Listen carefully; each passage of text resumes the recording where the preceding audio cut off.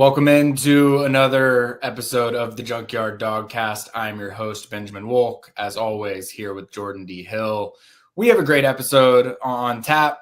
I say that every time, but I really mean it this time, just because we've got a lot to catch up from a big recruiting weekend last weekend, both official visitors, unofficial visitors. We'll get into all things scavenger hunt during this episode. We also have an awesome interview with 24/7 Sports national recruiting analyst. I call him, the king, the czar of the transfer portal for us, Cooper Petagna. He lived in the world of personnel on the recruiting side, on the team side, working for a bunch of different places. And so he has some unique insights, I would say, in our world, in the NIL space, in the portal, just his past life in personnel. But he also gives his take on Georgia's most recent transfer portal haul, not even most recent transfer portal haul, really everybody from December and the spring portal window. And then, of course, we'll do some arrow pointing up and predict a commit. And I think we're going to be getting into a very busy summer. So I think we're about to start getting some answers on predict a commits all over the place. But before we get into all of that stuff, just Jordan, how we doing? Doing good, Ben.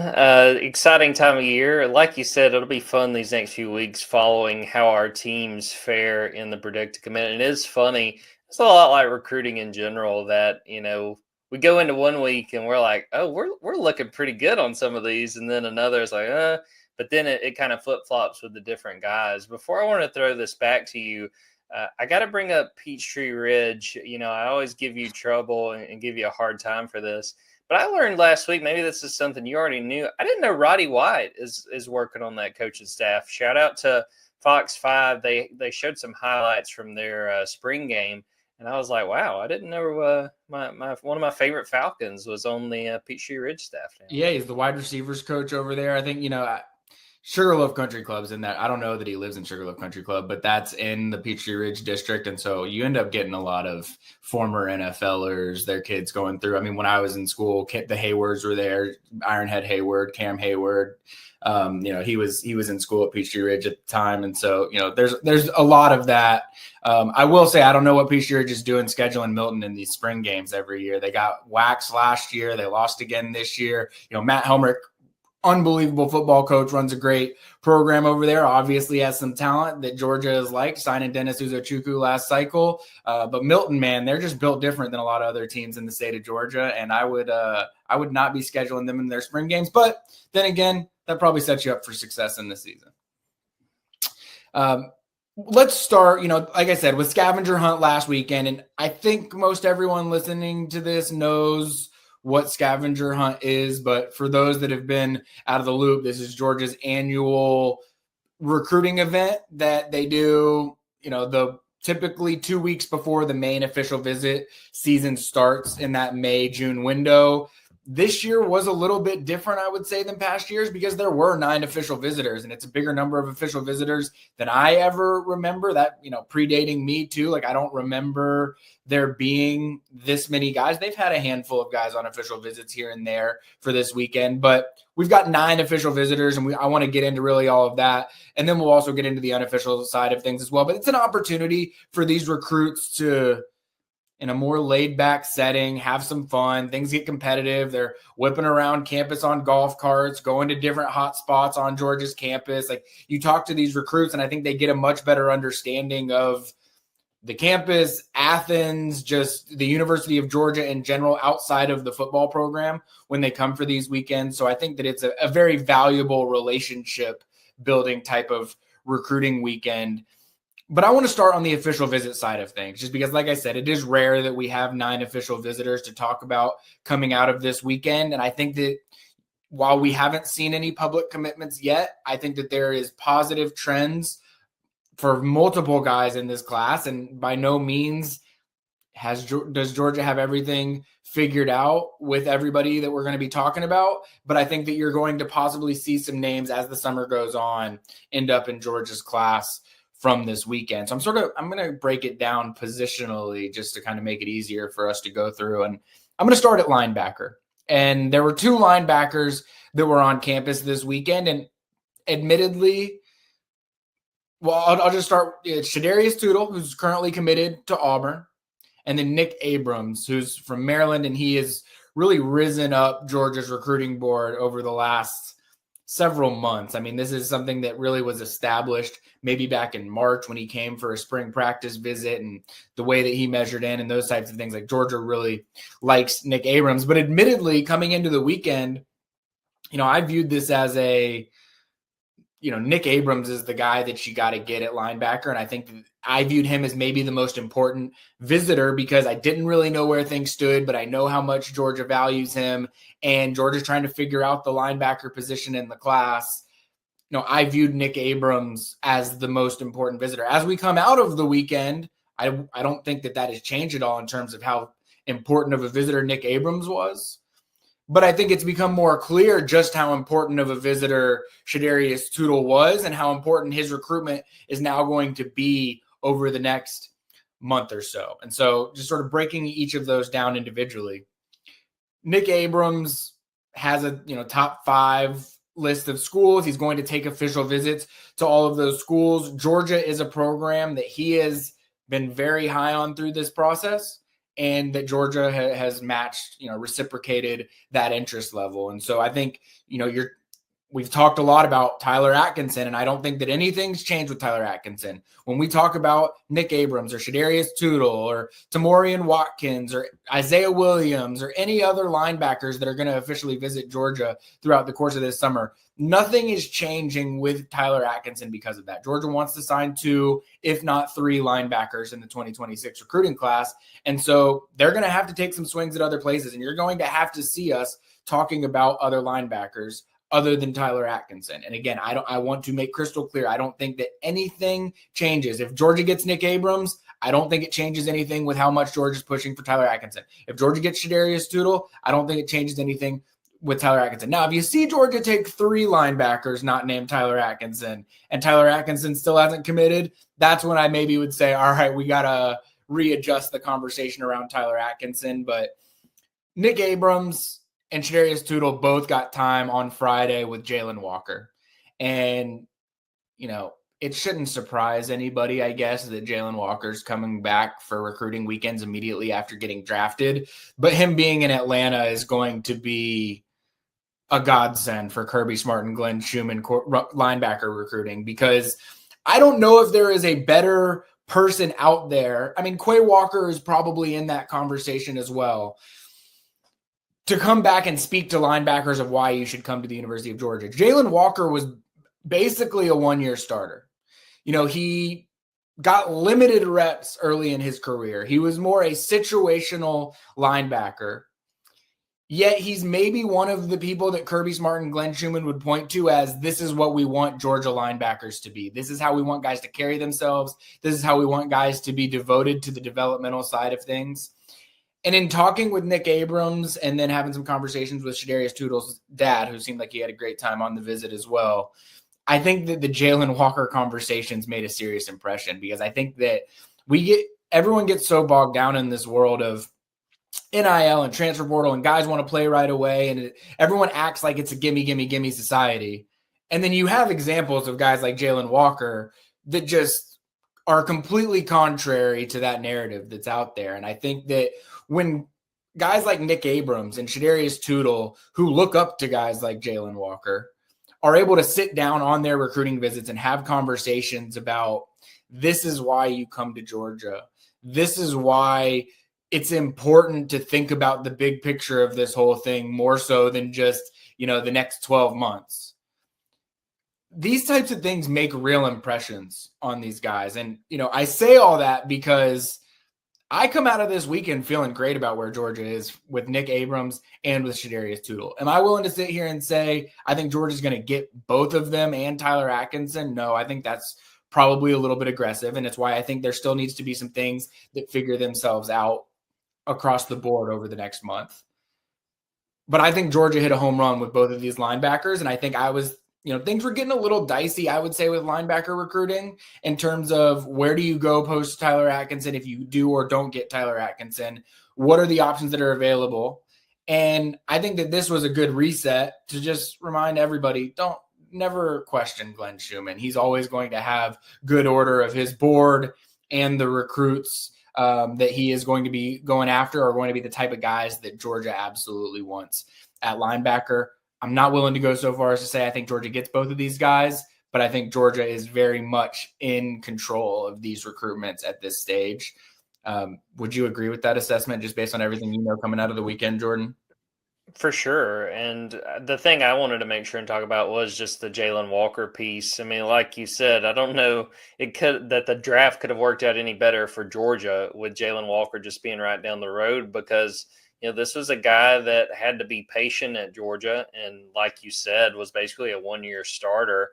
But I think about toward the end of his final year at Georgia, Kirby Smart talking to Jalen's dad, a longtime defensive coach in college football, and him telling Kirby, look, basically, y'all have lived up to everything that was promised to Jalen coming out of high school.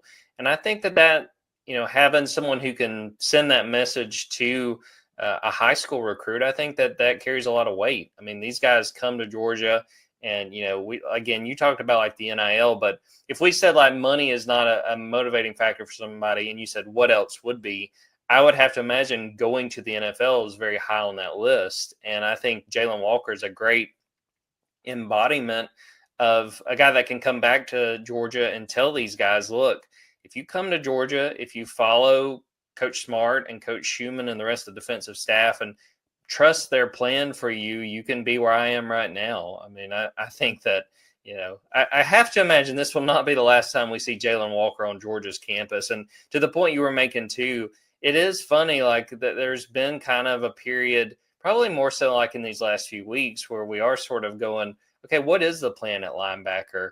And I think if you're a Georgia fan, you should feel much better and not have quite as many questions about linebacker coming out of that scavenger hunt weekend, because I think we got a little bit of clarity. Like you said, I don't think it's a done deal with either of these guys, but I do think they're in pretty good shape when it comes to the position. And it should be said, Shadarius Tootle is still committed to Auburn. I'm always a little bit hesitant when there's a guy from Mobile that the in-state schools in Alabama would like. He's already committed to Auburn. Like I know what the buzz is saying about Shadarius Tootle coming out of the visit, and I'm not saying pump the brakes, because I just sat here and said I think Georgia's in a good spot with both of them. But I'm a little bit cautiously optimistic, I guess, on the Shadarius Tootle side, just because I'll say this. I was having conversations ahead of the official visits, and I spoke with someone who said like Shadarius Tootle and his dad are saying all the right things. Like they're telling Georgia that Georgia's the leader, even though he's committed to Auburn. And I think there's just a lot of skeptics in Athens whenever you are recruiting a guy from Mobile, Alabama, that Alabama or Auburn want. Not to say you can't get him, just saying you have to get over the mental obstacle of like what that could potentially mean. So, I could not count Auburn out of this conversation by any means at this juncture, and he'll still get an official visit there, and that could completely change the complexion of this by the time we get there. At wide receiver, if one of those two guys wasn't the most important recruit on campus, I would say that Ryan Mosley was. Carrollton wide receiver Ryan Mosley. There's not a whole lot to add or change in terms of what we've talked about with Ryan Mosley, right? Like he is a top of the board target for James Coley. He's someone that I would say really since last October or so, Georgia has been consistently trending in the right direction. I think that there was a time in the middle of the fall last year where there was a chance Ryan Mosley was going to want to commit early, and I'm not 100% sure that it would have been Georgia at that point in time. But I think every month since then, Georgia has just gradually chipped away into that recruitment, taken control of that recruitment, and this past weekend's official visit went a long way to confirming that. Now, I'm going to issue another caution, to the public. This is one where no matter where you read, no matter who you read, no matter what site you subscribe to, everybody's saying that Ryan Mosley is probably going to end up at Georgia. Like that's just the way that people are talking about this recruitment right now. And I do completely agree with that. And if you subscribe to Dogs 24/7, you've seen my commentary on that.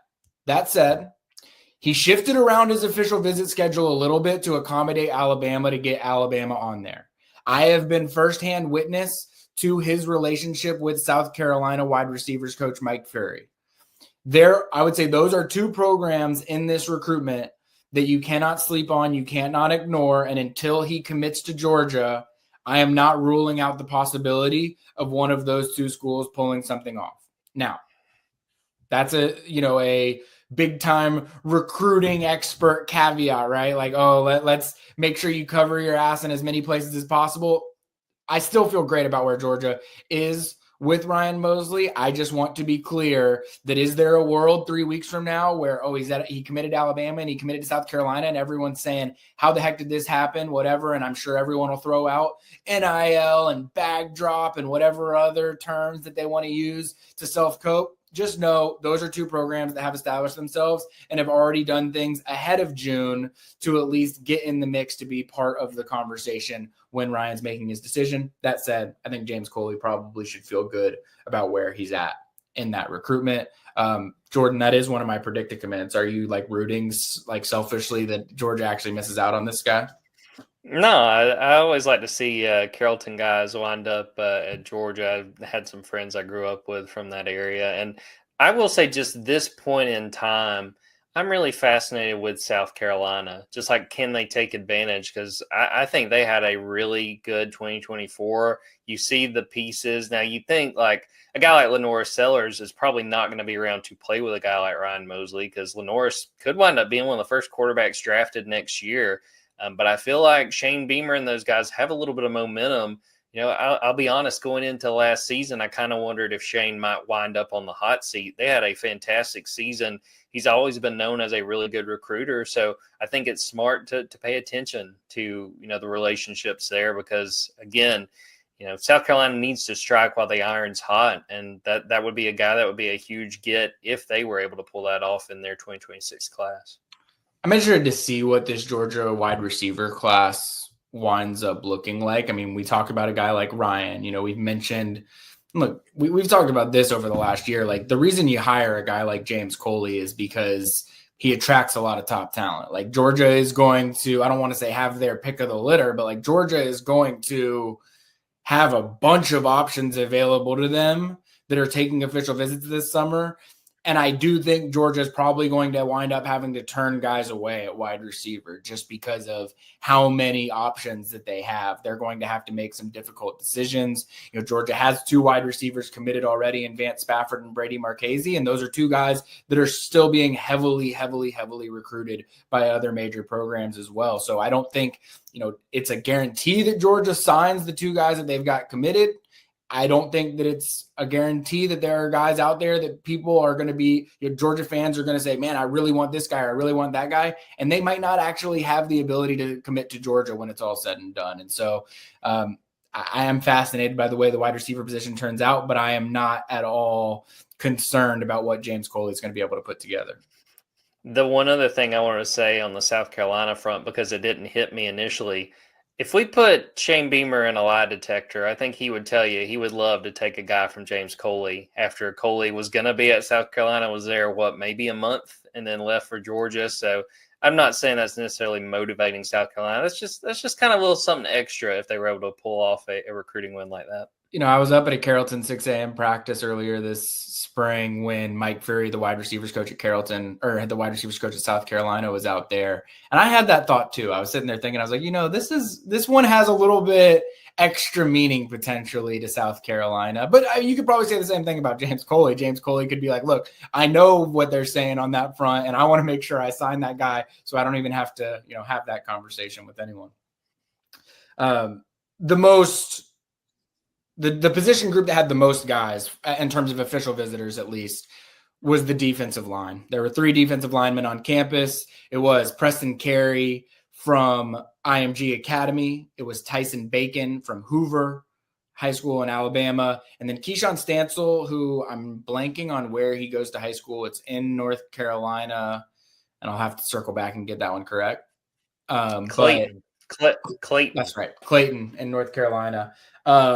All 3 just slightly different body types. And we know what Georgia likes to do when they recruit defensive linemen. It's sort of like a lot of wide receiver coaches talk about their receiver rooms. It's like a lot of defensive back coaches talk about their defensive backs. they like to build a basketball team. Like they want different guys that do different things that you can utilize in different situations so that you can create matchups across the board. And, I didn't know what to make of any of these three guys. And when it came to Georgia, and I'm not willing to go as far as to say I think Georgia's going to get any or all of these three guys, but I will say I think it was positive feedback on all three coming out of the weekend in terms of the positioning that Georgia is in. And, Preston Carey goes to IMG Academy. Georgia is going to try and add some guys from IMG Academy this cycle. Already have one committed in Zach Fort, not done trying to recruit IMG Academy. And, Preston was a guy I talked to back in January. He speaks – when you talk to him and ask him about Georgia, the quotes that he gives about Georgia, Kirby Smart should want to plaster these on the wall at Buttsmere, because the way he talks about defensive line and Trey Scott and what Georgia does as an NFL factory, I don't know that I've talked to anybody since I've been working at Dogs 24/7 that preaches, the Georgia defensive line gospel the way that Preston Carey does. I didn't know if I thought he was a serious major target for Georgia. It's tough because Georgia's going to host 60 plus official visitors over the next, 4 weekends. And Georgia's not signing 60 guys. Not saying that everybody that takes an official visit to Georgia wants to go to Georgia, but a high percentage of the guys that take official visits to Georgia, if given the opportunity, want to go to Georgia. And, there are guys that are on the visitors list, and them and I know them, and I'm not going to blast it out there to the world, but not all of them are at the top of the board. Not all of them have the green light to commit right away. And so I wondered where Preston Carey kind of fell into that. And the more I've learned is he's much higher on the Georgia board than I had actually realized. He's someone that I think it's interesting to see what direction his body goes, because he's, 6'5" plus 320 pounds right now. He said he usually likes to play around 290 to 300, but because of his size and his length, I could see him as someone being that anchor in the middle of the defense. And, it's hard to come by. It's hard to find who that nose tackle type could be in any given recruiting cycle. And it hasn't really been obvious or emerged itself, to me at least, so far this cycle. And Preston Carey's a guy that I think could be that potentially in this class for Georgia. And so, he's got a bunch of official visits coming up over the next month or so. He has a commitment date scheduled for June 30th, so we know that he's going to have a decision in less than a month and a half. I want to see what I hear coming out of this one. And this might be one where maybe this is a segment that we need to add to the summer. It's there's the vibes coming out of the weekends as we hear them, and then there's going to be the 2-3 weeks out. It's might want to have some morsels that we've picked up on some of these guys as we've been a little bit removed from their weekends, because this is one where I think Georgia is feeling pretty good about this one. I think he's feeling really high on Georgia coming off the visit. He does have 3 or 4 official visits to big-time programs coming up, and that can change on a whim. So I want to see where things go with Preston Carey. Tyson Bacon, every time we talk about Tyson Bacon, I'm going to have to mention how great of a name it is, because it never ceases to amaze me how great of a name it is. But this is another guy that when and I said this last week, when he decommitted from Tennessee, I think Georgia was a serious reason why he decommitted from Tennessee. I'm not saying Georgia was the only reason, but his relationship with Trey Scott goes back way before he got an offer from Georgia. And so I think once he got the offer from Georgia, he committed to Tennessee shortly thereafter. And I think it surprised some folks in Athens. And I think that they've worked extra behind the scenes to make sure he understands why he's such a top target and why he should potentially reconsider the Tennessee side of things. And then Keyshawn Stansel, I actually haven't gotten a chance to chat with him yet this week, so I want to, reserve some of my commentary around what I think is going to happen with him until I've had a chance to do so, unfortunately. But just from having some conversations, with some sources, I think that there are a lot of interior defensive linemen that Georgia is, keeping warm throughout the summer, and sort of around my conversation before around, Georgia has the board the way that it has. And as guys higher up on the board commit to other places or commit to Georgia, it's going to change what ends up happening elsewhere. And so we'll see, whether Georgia, revs things up for Keyshawn Stansel. I'd want to just start with Keyshawn Stansel and say, Ben, did you see the clip of him picking up Kirby during his visit? Yeah, I don't think I saw it. I'll have to send that, but that's I want Georgia to go after Keyshawn Stansel because that's a lot of confidence. I think if you try to pick up the head coach and drop him, you may fall down the board. But no, I mean, even going with some of those other guys that they're looking at, you can't go wrong recruiting IMG Academy. I think that it speaks for itself. Tyson Bacon's a guy I'm really interested in. Again, kind of going to the point we were making a few minutes ago. I mean, to try to get a guy from Hoover, he's got other suitors and other schools paying attention to him. So, again, a situation where I don't know if we necessarily see a leader as far as Georgia goes with those defensive linemen, but I think they're putting themselves in good position where they're going to have a nice pick of the litter, that they're going to be able to get some really quality guys up front. The other three guys, one's a defensive back, Jalen Lott from Houston, and then offensive lineman Wilson Searer from Raven Gap up in North Georgia, originally from Germany, and then Darius Gray from Virginia, previously committed to Auburn, I believe.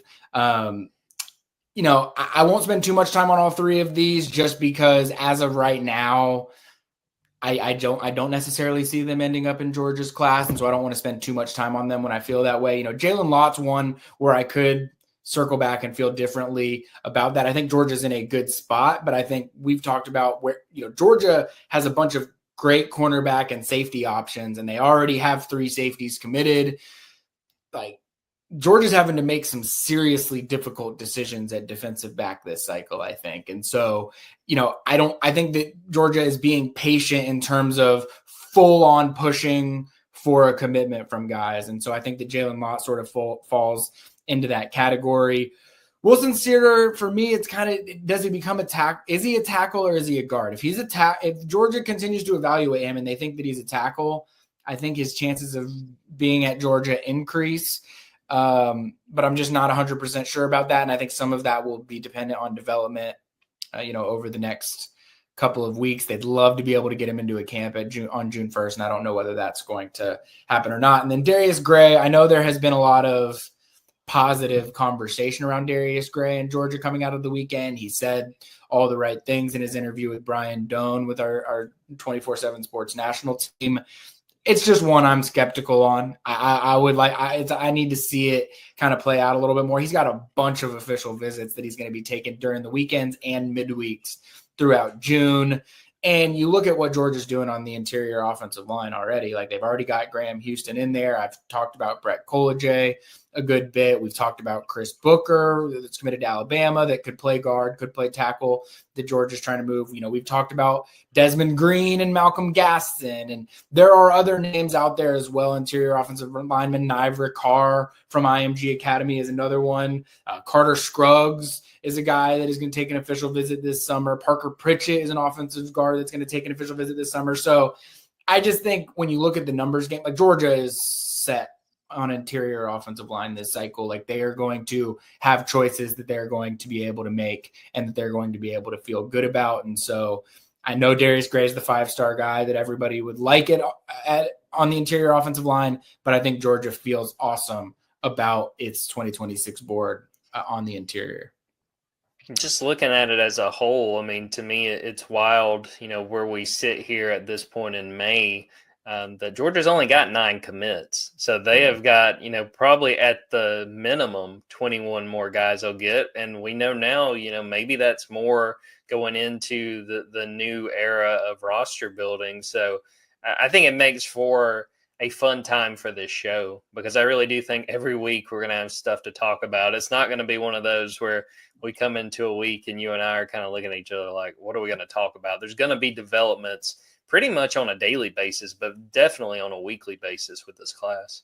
I mean, what's going to happen for people, for some perspective behind the scenes, what's going to happen is May 30th official visit weekend is going to come, and there are people that are there that weekend that are at the top of Georgia's board at various positions. Not saying every single person there is like number one guy on their board, but I'm saying there are certain guys at certain positions that are there that weekend that are top of the board guys, and Georgia is going to get answers from them one way or the other. Yes, I want to come to Georgia, or hey, Georgia pushes for a commitment and they say I'm not necessarily ready to do that, and Georgia knows, all right, they're probably leaning somewhere else. Let's start looking at some of our other options at those positions. And so there is going to be news that's going to come out of that May 30th, June 1st weekend. I would almost guarantee it. Like there's going to be that week, like last summer, it was Zayden Walker was the one that kind of got the commitments of the summer off and rolling by committing after that first official visit weekend. I would fully expect something similar to happen. I don't know who it's going to be yet, but I would fully expect something similar like that to happen. Meanwhile, there will be someone, I don't even want to use an example because then people will think that I'm saying, I'm going to use an example of someone that I used or that I had my last predicted commit and was in my last mock class so that nobody thinks that I'm, saying that things are going wrong with this player. Justice Fitzpatrick's going to be visiting Georgia that weekend. He is near the top of Georgia's cornerbacks board. There is a world that Georgia gets him, obviously, or I would not be making the predictions that I've been making with him. There's also a world, he lives down in South Florida. Mario Cristobal was heavily involved in recruiting Minkah Fitzpatrick as well. Miami would really like to add him, and we've already had a recruitment in the last few weeks where we know that Miami can make things a little bit difficult for Georgia. And so there's a world where Justice Fitzpatrick comes on that visit. Georgia pushes for a commitment. He's not willing to do that. And so then Georgia knows, all right, now let's start pivoting to some of these other corners and start pushing for some guys, pushing for a commitment from some guys that they haven't. And there is a difference between recruiting guys and saying, hey, we want you to come on a visit. Here are all the reasons why you would be a good fit here. And then sitting down in Kirby Smart's office or your position coach's office and saying, hey, now is time to kind of get down to brass tacks and we want you to commit to Georgia. Like, are you willing to commit to Georgia? You don't have to do it publicly yet, but you at least have to let us know that you're planning to be a Georgia commit so that we can make our decisions elsewhere. And based on those conversations, Georgia will have to either say to other guys, hey, we don't have the spots we thought we had at corner, or they'll have to say, all right, this corner, maybe we hadn't pushed for a commitment for. We hadn't said, hey, we want you to commit right now. But now we know that Justice Fitzpatrick's probably going to Miami, so we need to make those decisions. And so that's just an example. But those are the types of conversations that are changing over the next week or so because Georgia's got to figure out what its board looks like. Because by the time you get to that June 20th official visit weekend, like, you got to know what you're telling these guys. And if there's guys that you really, really like that are there that June 20th weekend, you can't be slow playing them at that point and saying like, we got to figure things out. Like, you need to be pushing for commitments from those guys by the time it gets there. And so, it's just an interesting dynamic. And these are all sort of the game that these college coaches are having to play. I did want to spend some time talking about the unofficial visitors, just because traditionally I would say the scavenger hunt is more of an unofficial visitor weekend than an official visitor weekend. And if you talk to certain folks in Athens, they might say even this one was more important from an unofficial visitor standpoint. And a lot of that was how heavy it was on the 2027 side of things. So I'll just list off some names just because it's so early for the 2027 recruits. There's not huge, like, this guy's coming to Georgia or, this guy's probably not coming to Georgia. Like, Georgia's in it deeply for all of these guys, or they would not be at the scavenger hunt as 2027 recruits. Edge rusher David Jacobs Jr., who I think is quickly moving up my list as one of my favorite prospects of all time as a player. Off the field character stuff, I think, is just off the charts as well. So, he's high up there for me in terms of how I feel about him as a prospect. But running back Andrew Beard, tight end Grant Haviland, running back David Gabriel Georges, even some 2028s were there. DJ Jacobs' younger brother Dawson Jacobs, who was going to be a heck of a player in his own right on the defensive line in the 2028 class.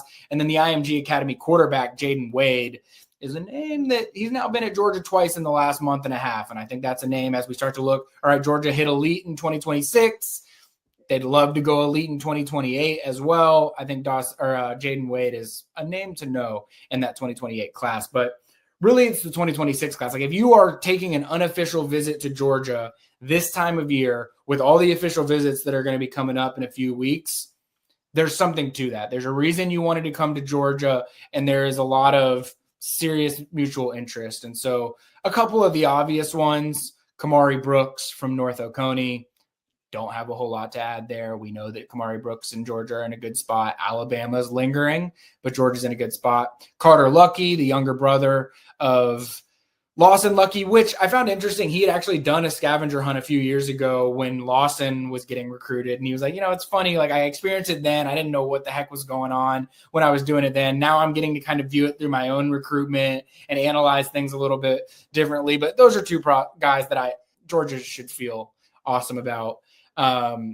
Desmond Green, was back, and this is another, we've talked about Desmond Green. I think my regret of the summer of the year will probably go to removing Desmond Green from my predicted commit team when I completely didn't have to do that. That was a rule that I created out of thin air for no reason. I could have just taken Desmond Green. We could have just moved along with all of our predicted commits the way that we did, and I could have taken Malcolm Gaston and kept Desmond Green.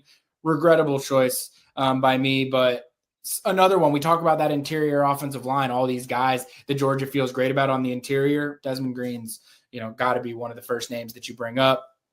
A couple of safeties that I was really intrigued by. Joel Combe, who goes to Kell High School in Georgia, and then DeMonte Timms, who was recently decommitted from Missouri. He actually added an offer, DeMonte Timms did, from Georgia, and set an official visit for June 6th to 8th. Anytime you are getting an offer this late in the process and you are scheduling an official visit, when I didn't really know a whole lot about your recruitment up to this point, it's something that I want to pay extreme attention to. Very similar vibes, I would say, to Rashawn Dinkins a year ago. Now, this is an out-of-state guy. Rashawn was in-state, but DeMonte Timms, name that I have not written about much. I just wrote about him for the first time this week, in fact, and people need to know a little bit more about him. I could easily see a world where Georgia takes one or two more safeties, which sounds crazy because of what they've already had committed in this class.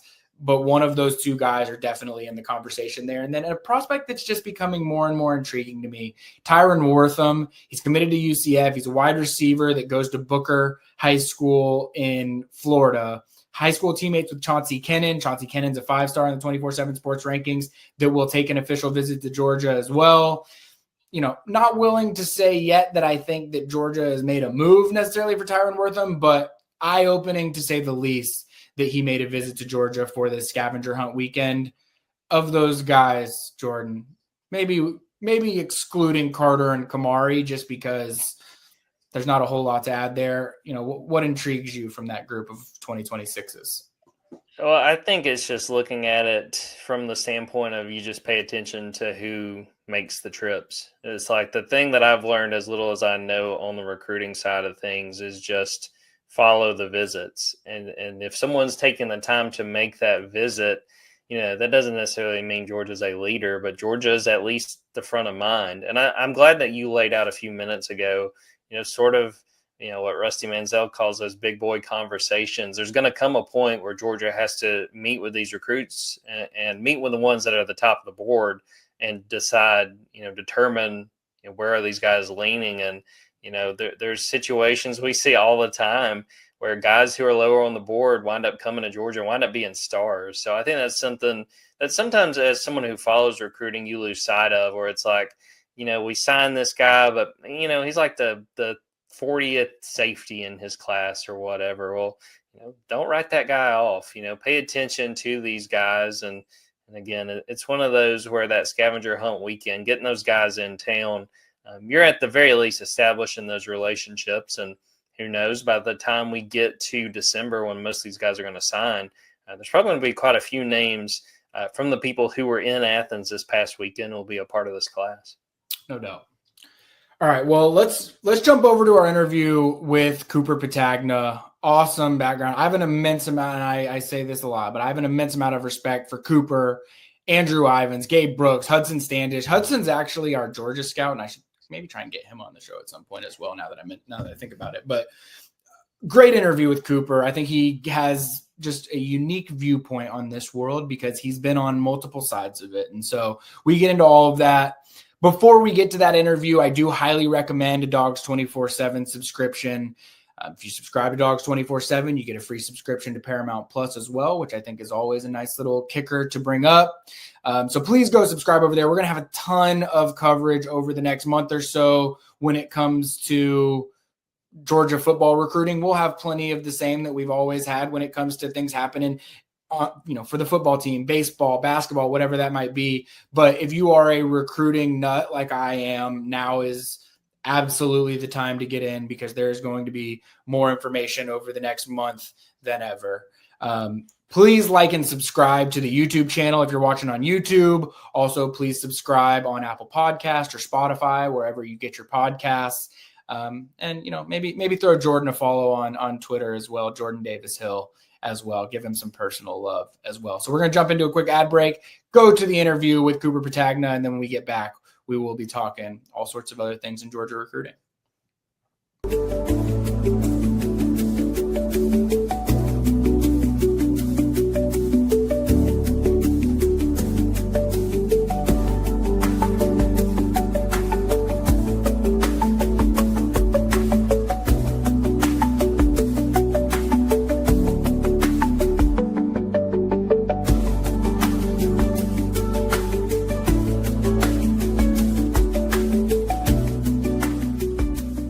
Welcome in another very, very, very special guest into the Stay Wolk UGA recruiting show. I think that's 3 varies. I think I only gave 2 varies to Ivans, but someone that I've wanted to have on for a while, what I would consider one of the most important parts of the 24/7 Sports Network, co-host of the 105 with friend of the show, Andrew Ivans, our national recruiting analyst, the czar of the transfer portal, as I like to call him. It's Cooper Petagna. Coop, thank you for joining the show. Good to be here, man. I've been a huge fan of Stay Wolk for a long time, so this fires me up, man. So very, very excited to get into it.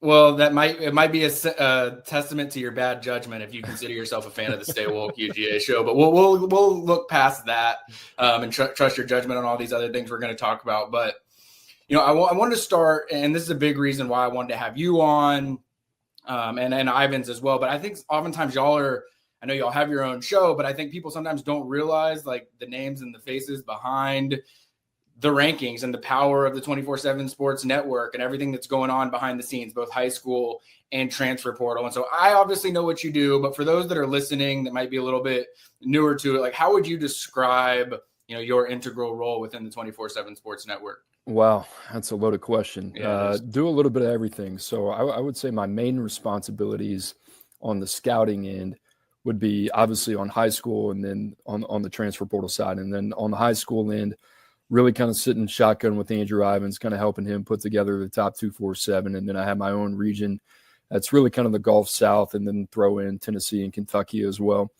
And then on the collegiate side, I have really kind of taken on this task to organize and rack and stack our transfer portal rankings, along with Clint Brewster, who does a heck of a job, and he's a great teammate, and Derek Chang, along with Chance Linton as well. So those guys have been an integral part to what we've been able to do. And, this really kind of being the first year that I've been able to go through the process, it just is a testament to where we are in college football and the sheer number of players that you have to grade. It's a lot. So really kind of on the fly, putting together a formula and a baseline for what makes sense to try to rank, over 2,500 players in the transfer portal.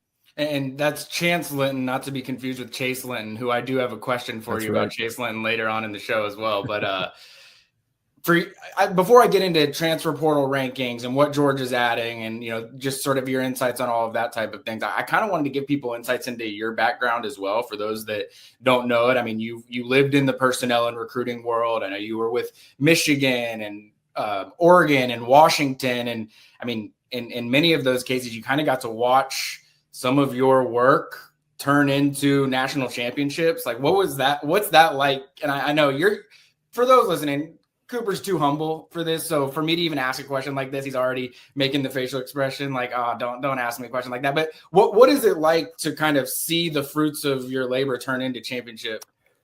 Well, I never got to do it, which is funny that you bring it up, right? I mean, it's one of those things. I think probably the biggest regret of my career working in the personnel side is not being able to see through a full vision of what it looks like to build a roster. And I think typically you need 4 to 5 years to kind of see that come to fruition. The closest thing I ever had to that was my stint at Washington when I was there 2 years under Chris Peterson, and felt like we were doing some really good things. And Coach Pete to everybody's surprise, decided to retire and call it a day. And Coach Lake came in, and, we went our separate ways, and that's how I ended up at Oregon. But seeing those guys have success, I'll name drop here for a second, but the Trent McDuffies of the world, the Leatu Latus, the Troy Faitanus, the Puka Nakuas, the Roger Rosengardens, those type of players, it puts a smile on your face. Even the class that we had at Michigan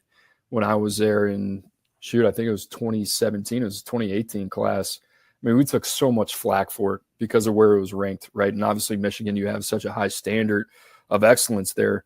And there was a high expectation, obviously, with Coach Harbaugh being there. I think our class ended up finishing somewhere from like 17 to 22.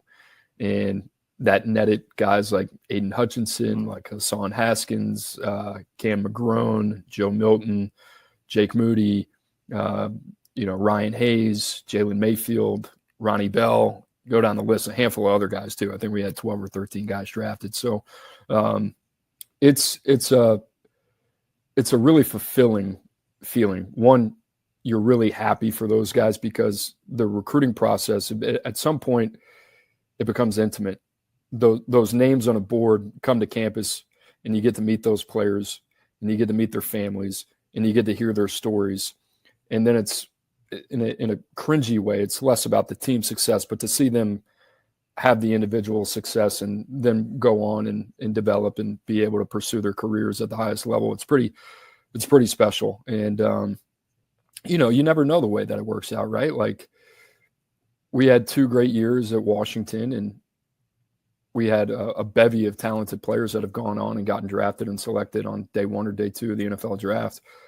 But for those guys to reach the pinnacle of their individual success, something had to change. And Kalen DeBoer comes in, and Rome Odunze and Jalen McMillan, and those guys playing a high-flying offense. And I don't know if they would have had that opportunity if our regime was there, right? So everything happens for a reason. And, just really, really proud of all those individual players and proud of our efforts behind the scenes of all the people that I got to work with and all the coaches and all the personnel staff. It's a pretty special feeling to see those guys not only have success on Saturdays, but to look up when you're watching football on Sunday and say, "Hey, I had a little bit of part of that story." So that's been fun. You mentioned a lot of those names, but I was going through the recruiting classes of the various places that you were at. You mentioned a lot of them, like Aiden Hutchinson, Jalen Mayfield, Joe Milton, Hassan Haskins, Puka Nakua. I didn't even, the more I went through this list, I started to like, are you a wide receiver guru? Like Puka Nakua, Rome Odunze, like. Yeah, Jalen McMillan as well. And I'll tell you a quick story about that. So when I got to Washington, one of the biggest things that we really strive for out of the gate was our room was nowhere where it needed to be. And this was a team that had gone to the playoffs and lost to Alabama and Jalen Hurts, and that was in Jake Browning. And they went to the Fiesta Bowl, and they lost to Penn State and Saquon Barkley. So there's this kind of noticeable difference between the talent gap of the Alabamas of the world and the Penn States of the world and the Washingtons of the world that were in the Pac-12, that were a respectable program. But being in the arena versus winning a national championship, those are 2 different things. So we had Aaron Fuller and Andre Bocelli and guys that were respectable, winnable players in the Pac-12 conference. But when you got in that realm of the college football playoff, it was completely different story. So we needed some game breakers, and we turned our attention to guys like McMillan, Dunze, and Puka Nakua, and they were all guys within our footprint. McMillan was from Northern California and San Joaquin High School. Roma Dunze was from Las Vegas. Puka was from Salt Lake City, and all these guys, magnificent dual sport athletes that fit our program to a T.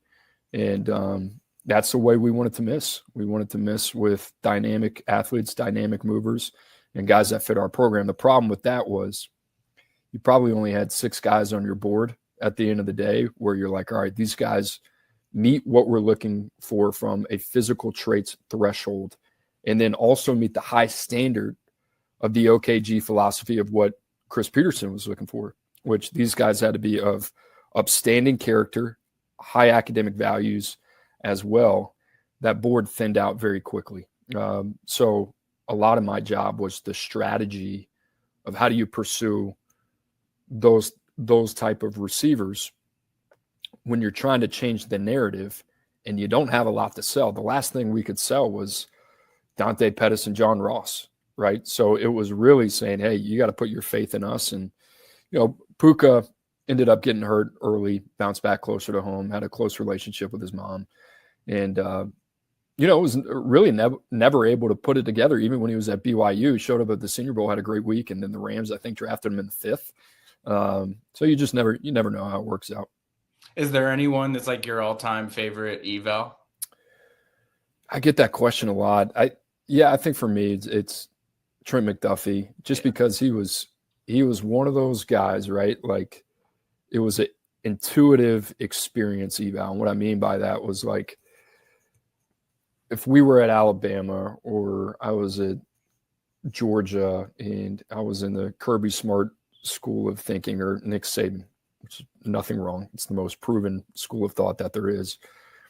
When you start getting into that range of a corner that's 5'10 and a quarter, they have to find ways to overcompensate, because the threshold is really 5'11, right, of kind of what you're looking for in that nickel spot. And they have to have return ability as well. And Trent was one of those guys that Coach Pete loved the fact that, it was us and Stanford. He was like, all right, it's our type of guy, high academic, fit us to a T. And was a guy that played at Servite, then transferred to St. John Bosco, and he played receiver. He could play every position in the secondary, and was a very dynamic return man, which we really didn't see at the collegiate level. And, on top of that, every marker that you were looking for, he checked every single box. The only blemish was half an inch. And we went back and forth, ironically, with, who ended up being his defensive back coach and defensive coordinator, then head coach, Jimmy Lake. And, I think there were some people in the room that thought he was too small. And, for that type of player in our footprint, I just knew we knew we had to get our hands on him. And we did, and the rest was history. And he's an all-pro in the NFL, and he was amazing for us, man. Just like, if I could show you the epitome of a Chris Peterson Washington Husky, it'd be Trent McDuffie. Cool. I know those are like the most rewarding parts of the job too, is like seeing those types of guys be able to see out their dreams of it too. What would you say is the biggest difference between scouting on the college team side versus what you're doing now with 24/7 Sports? Well, on the team side, you're scouting for your school, right? And you're scouting for fit. And, we've had a lot of conversations. Like, Will Myers is a good buddy of mine. I got a cousin that works in the Georgia player personnel department as well. So, when you scout for your school, it's different, because their goal is not ultimately to project these players to the NFL. Their goal is to win a national championship, win an SEC championship. And it's different. Georgia, specifically for this conversation, has a mold of a player that they are looking for. We'll talk about this guy a little bit later. Josh McCray is a fit for what they're looking for, right? He's a 235-pound back. These guys don't grow on trees, but that's something that Georgia is going to put a lot of impetus behind.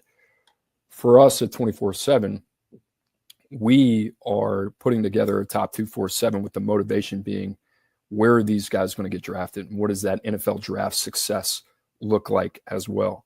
So I think that's a big part of the conversation where, maybe, we could differ on a tackle, but Georgia says, hold on, I can squeeze everything out of this guy for 3 to 4 years, and I know what type of player he's going to be. And I don't really care where he gets drafted, because he fits a mold of a guy that's going to be able to hold up against Texas and Alfred Collins and Vernon Broughton in the SEC championship. And if he gets drafted on day 3, so be it, right? So obviously they want to see their guys develop and get selected high, but their goal is to win a national championship. Ours is to, win a couple perception points, 24 to 48 hours after the draft. So completely different goals there. Cool. So you mentioned Josh McCray, and I kind of want to lean into the Georgia transfer portal haul, just because, Georgia was a little bit more aggressive, I would say, in the transfer portal this time around, both in December and January and in the spring portal, than they have been in recent cycles. And so I asked Ivans, I was like, what should I ask Cooper about? Like, where is he? And he said, you can ask him anything about the portal. He's as dialed as you can get on the portal. So I want to start actually with the December-January haul, just because we haven't gotten a chance to talk about that. And I know maybe the guys that Georgia fans have been most intrigued by or most excited about heading into the season, probably because of the position they play and what Georgia had last year. But the two wide receivers, Zachariah Branch and Noah Thomas, obviously very different in terms of how they're going to be used for Georgia. I know Zachariah in particular is someone that you've been very high on, but what do you think those two guys are bringing to Georgia's receiver room? Well, a little bit of, yin and yang. I think, you got one that's 5'9", you got another one that's 6'5", and two are very important to Georgia in terms of that model of kind of consistency of what they've had in their passing game. And let's start with Branch. I think what they've lacked last year since Ladd McConkey has left is kind of that short to intermediate separator and that guy that can create space and then also excel in space as a run after catch receiver. And I think that's Zachariah Branch to a T. We have seen flashes of that as a freshman. We saw a downtick in production last year. But let me give some context on USC. I mean, you look at USC, their receiving core last year, Zachariah Branch, portal, one of our top 20 ranked players in the transfer portal. Deuce Robinson, another guy that we had ranked higher. Jacoby Lane comes back. It's a day one type of talent there as well. Deuce Robinson's a guy that I think could play himself into a day one selection at some point. And you have Mekhi Lemon as well, kind of redundant skill sets a little bit there with Zachariah Branch, not to mention Kyron Hudson, which is one of the biggest offseason additions for Penn State. So you had a plethora of receivers there, talented guys that are going to play on Sunday at USC, where it's very easy to see these guys kind of get bunched together, right? If you don't have a specific vision for how you're going to really navigate that hierarchy. So I think Zachariah comes into a situation where you look at Gunnar Stockton, even in the limited sample size that we had, depth of target, I think, was anywhere from 7 to 8 yards. I think it was 7.9. I could be wrong there. And you look at what Zachariah Branch does, the majority of his production comes at or behind the line of scrimmage. And then it's all about run after catch, make you miss ability. It's a lot what you see in the return game. So I think it's a great fit for Zachariah Branch, for Gunnar Stockton, for Mike Bobo to create some really kind of easy yardage on first and second down. And I think that's at times what Georgia missed last year, being able to put yourself in second and third and manageable, and then be able to rely on that run game a little bit. So I'm a fan of him. I knew we were going to talk portal before we jumped on the show and be able to rewatch him. I really like the fit in Athens. He is such a dynamic mover with the ball in his hands. I think the hands at times, he can struggle with the dependability. But if you have the right vision for how you see the player, I think this guy can have a breakout year, and we're all kind of waiting. And I don't think it's really a talent thing. I think it's more of, hey, how do we put this player in the best position to succeed? And then with Noah Thomas, the leading receiver last year at Texas A&M, went through two quarterbacks. Connor Wigman went through Marcel Reed. Still one of the guys that's, been one of the most productive receivers in the SEC. This position at the extra receiver spot that Georgia's been trying to get right. Colby Young, Ra Thomas, both those guys have had some off-field trouble. Now you get Noah Thomas coming in with the production that he's had. He's one of those guys. He is a sneaky, deceptive run-after-catch mover. Like, you give him enough space, he can hurt you. That being said, the separation ability is not going to be one of a Zachariah Branch. You wouldn't expect that at his size. So he's going to be more of a power forward in terms of he's going to have to win at the catch point. He's going to have to use that size, that frame, that catch radius. And I think this is going to be a really, really nice marriage between Noah Thomas and Georgia. And these two kind of play off each other, Branch and Thomas. Gives you a little bit of everything. If you want to win outside on the numbers, if you want to create those mismatches, they have a slew of tight ends that you can depend on as well in the passing game. So this is about giving Gunnar Stockton all the options, and Mike Bobo all the options that they need to be successful, that could put them over the top in a college football playoff quarter or semifinal that they didn't have last year. So I give Georgia a lot of credit being aggressive going out there and trying to address those needs. I probably should have started with this guy because he's a friend of the show. He was our guest a couple of weeks ago, and I know it was someone that you were really high on from the spring transfer portal before anyone else, to my knowledge, and that's Army Edge Elo Mendoza.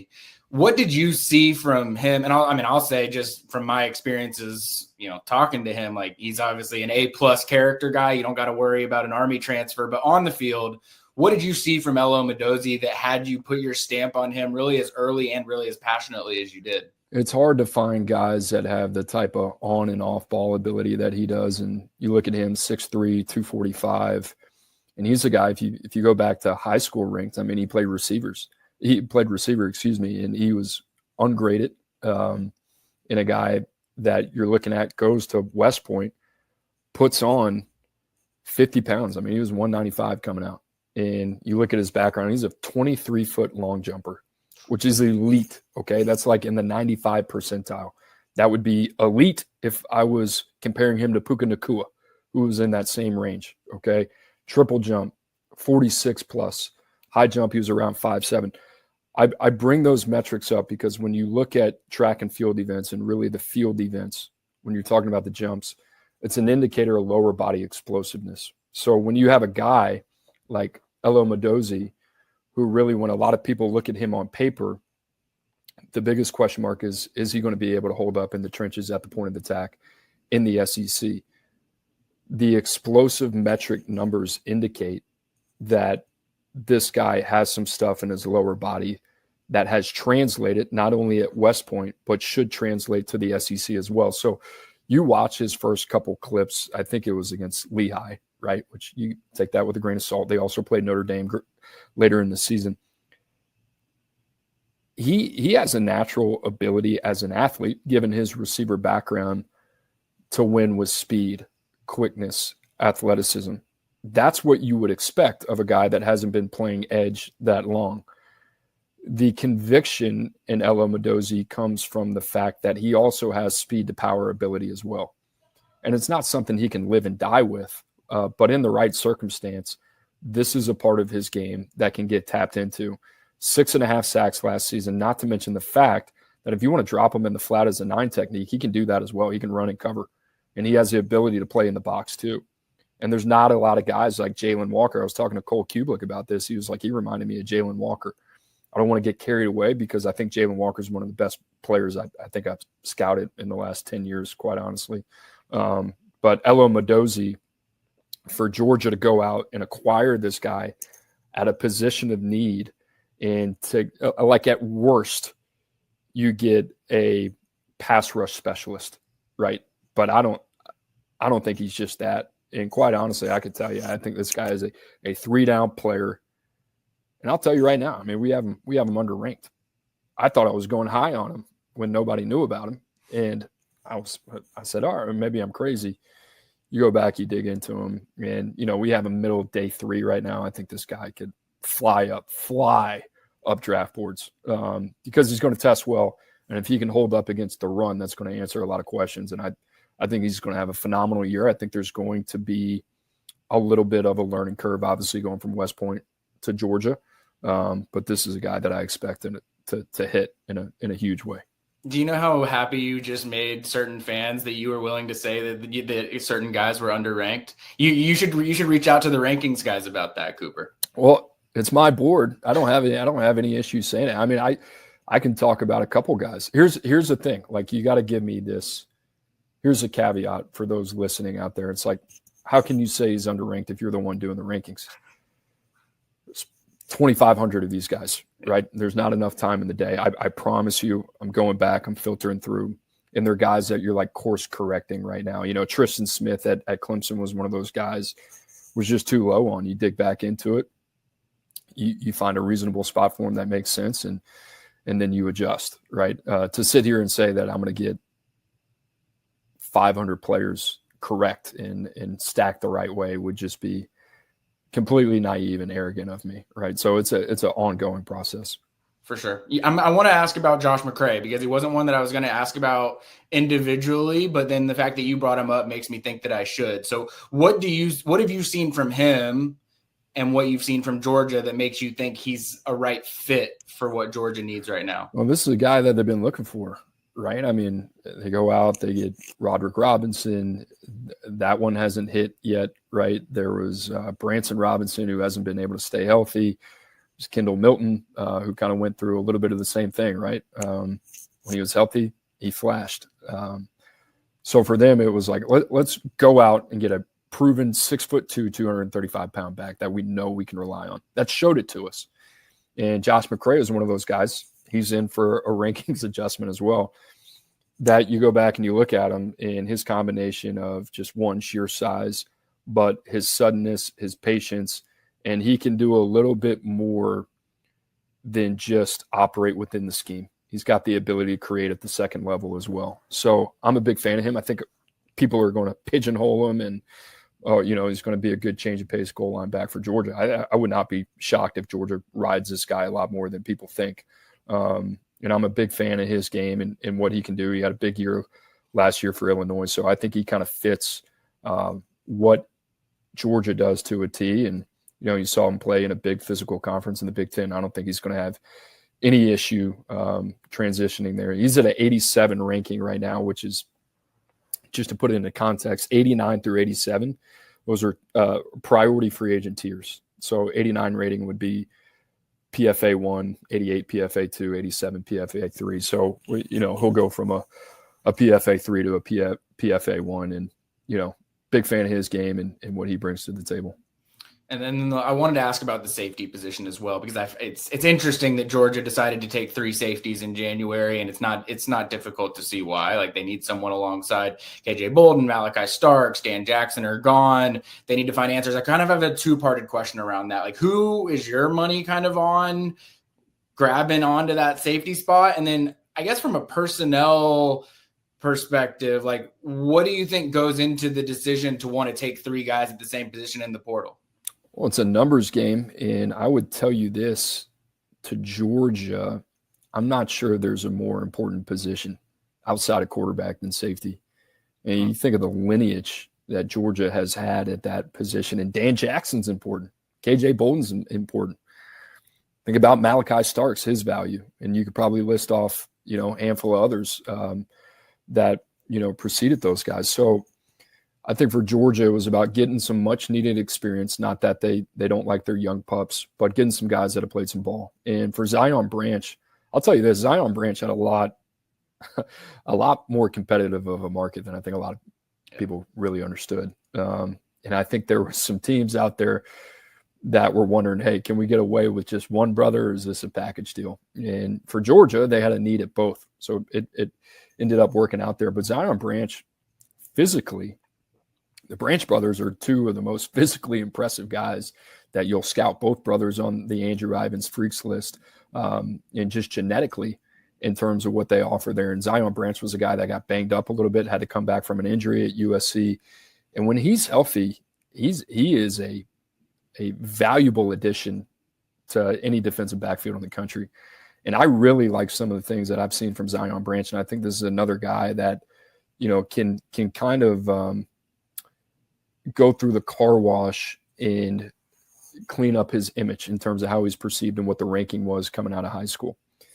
And then with Adrian Maddox, I just think another guy that's played a lot of ball, right? You think about 28 starts. He's played in 32 games. It's good to have that experience athletically.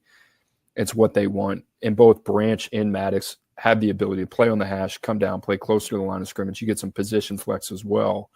Last year, Georgia kind of got caught up a little bit where Malachi Starks had to play a lot out of the slot, right? You want these guys in a position where they can impact the game at their maximum potential. So throwing bodies at it, I think, is a good move. Throwing experienced bodies at it, I think, is a better move. I almost hesitate to ask you this question because it sort of deviates from the Georgia world, but I have a friend, I'll say Nick. I won't say his last name for his own sake on this one, but he's a big Miami fan. He loves your work. He watches the 105. Anytime you say anything or do anything Miami related, he sends it my way. He just loves what you do. But I did say, do you got any questions for Cooper? Because I got him on. And his one question, this was his judgment, not mine. On what planet is Nico Iamaleava ranked ahead of Carson Beck in the transfer portal rankings? Yeah, it's a great question. So our rankings and here's the thing, we got a lot of conversation going on about this behind the scenes as well. Our rankings are based off of, you want to call it a formula, right? Like I said, it's baked in there, and this is not a perfect science. Like, you have to lead with that. What I mean by that is the formula is not perfect. Player evaluation is not some algorithm or equation that you can plug in and then all of a sudden it's going to be a predictor of whether or not these guys are going to succeed or not. But part of it is the production of projected production of what we expect, the projected NFL outcome of what we feel of draft position, and then level of competition, and then timeline and peak performance. So with Nico, I scouted, obviously, Nico over the last couple of years. I've been here since 2021. So 2022 would have been my first cycle, and Nico was 23 with Arch. I mean, we went back and forth with Nico and Arch. And really, in reality, what it came down to is Nico is a more physically gifted passer than Arch Manning. It's very clear. I mean, you watch those two side by side, it's very clear. The quarterback position is so much more than that. And the intuition and the instincts. Nico Iamaleava was a multi-sport background, dynamic athlete that hadn't really played the position for very long and didn't really play a lot of games, start a lot of games in high school.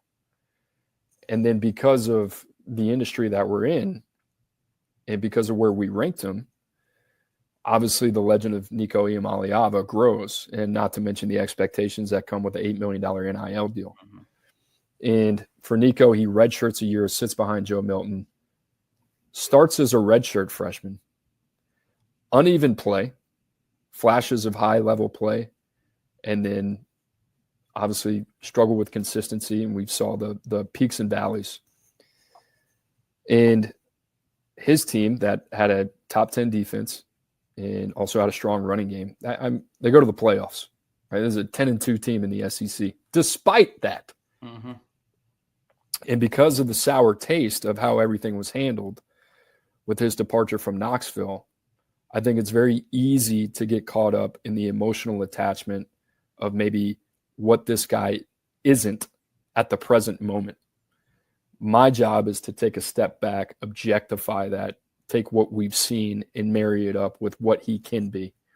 And quite honestly, we had 3 5 stars in the transfer portal, and we're throwing darts with all 3. Okay. One's Nico.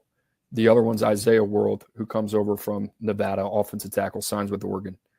A lot of starting experience there. He's 6'8", 330. He's pretty. But a lot of that has to do with the positional value gamble of these tackles flying off the board at the NFL.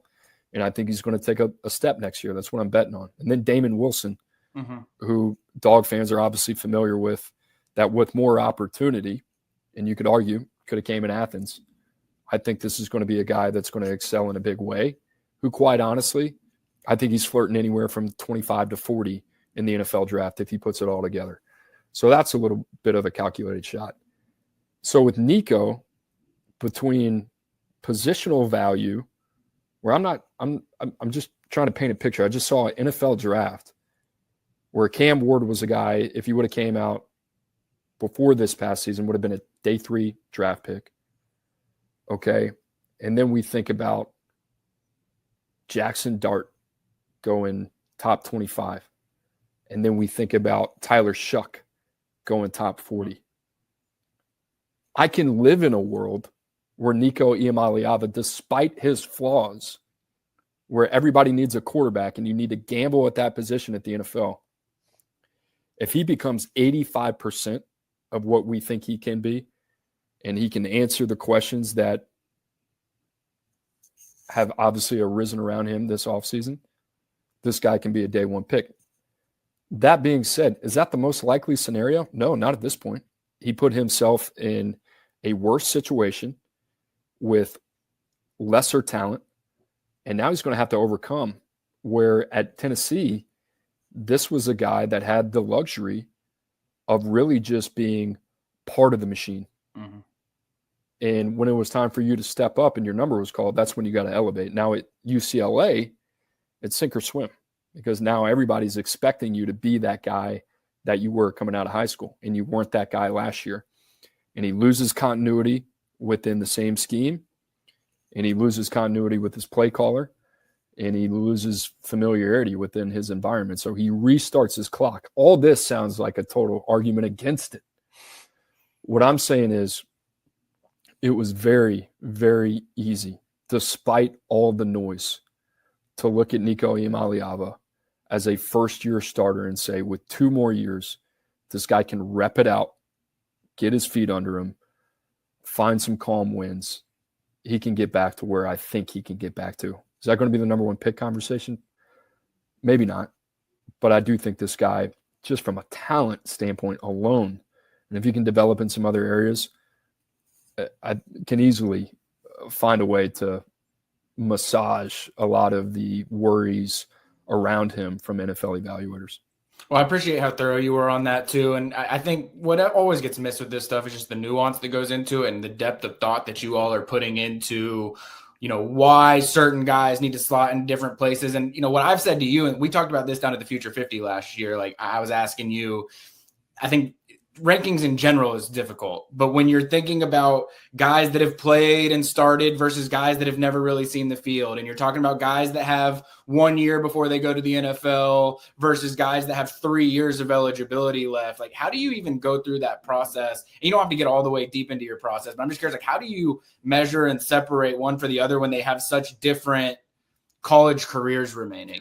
Well, let's use that example. I got 1 year sample size of Nico. I got a 2 year sample size of Carson Beck. I got a 2 year sample size with Brock Bowers and Ladd McConkey. I got a 2 year sample size with Dylan Bell and a whole other cast of characters, right? So no offense against Dylan Bell, but you get my point, right? So I think that comes into the equation a little bit in terms of, all right, how do you kind of marry these up? And like I said, a lot of this is circumstance, right? I mean, it's hard. The players in the portal typically, and you look at every single one of these guys, they're not all clean.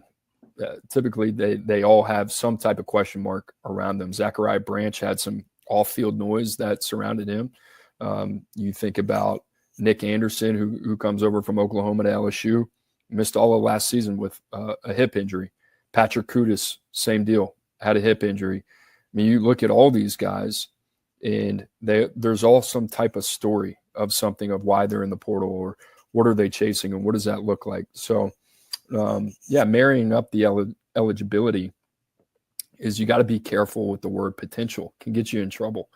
But my job is to project, right? Like I don't want to penalize Carson Beck or any other player because they have a larger sample set that I can tap into. But sometimes that's what happens, right? Where I got 1 year of Nico, I got 2 years of this guy. There's more context here to tell me that this is what this guy is, where there's, hey, 2 more years in the same system here. I think this guy can take another jump, right? So that's the game. That's why evaluators are evaluators. They're paid to project. That's what it is. And, it's always funny the comments I get, how'd you miss this guy or how'd you miss that guy? And it's like, I went on our show last year and I said that before the season started, I thought Cam Ward was going to be the number 1 pick in the draft. And I'm not saying that to brag, but that's the job. The job is also to survey the market and say, if it was Cam Ward, Quinn Ewers, Jalen Milroe, Carson Beck, those are the names that are being mentioned. Give me the one guy, at least from a physical trait standpoint, that is different than all those guys. He's got something else that none of them have. So it has a lot to do with that as well. So hopefully that's a good enough answer. I get it. There's some ambiguity around it, and it's not as black and white as I think we'd all like it to be. But that's what makes it fun. Well, and I mean, this is why I've wanted to have you and Ivans on the show, is because I think there is so much commentary out there about, rankings and things like that. And I don't think people understand sometimes just how much is going into the thought processes that are dictating some of these decisions. And I think that you just contextualizing some of those things for everyone listening, I know everyone appreciates, just all of the different angles that you're thinking about as it comes to these things. I did have some NIL related questions for you too, just because we're in a different world probably than you were when you were on the personnel side, but it's, all the conversation now, like the House settlement. I know it's not in effect yet, but I know a lot of folks are operating as if it's going to be in effect. Like, do you think it's going to do anything? Like, what do you think about it? Yeah, I think so. I think a lot of teams are ready for it, because it puts structure around the genie that's outside of the bottle right now. Jackson Cantwell's recruitment's probably a good example of that. And there's a lot of narrative around that. I won't dive into it too much, but I think some teams maybe look at that one and say, all right, if you're going to pay this player X who's never taken a snap of college football, how's that guy taking up 8 to 10% of your cap? Yeah. And what does that look like, right? So I think that's how most teams are logically going about this in the revenue share era that is potentially upon us is, all right, we're going to have $15 to $17 million that we can tap into. And it gives them a little bit better of an idea of a finite amount of money that they can assign to players. But right now, there's no such thing as positional value. There's no such thing as a guard getting pegged for being an interior offensive lineman. There's none of that. So there's only the school that you're going up against head to head, and nobody knows what's real. So there's agents in the middle saying, hey, he just got a $500,000 offer. You might be at 150, and there's no way for you to verify whether or not that offer exists or is real. And this is the world that we have chosen to live in.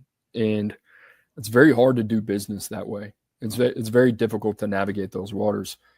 So the people that thrive in chaos, this is their world.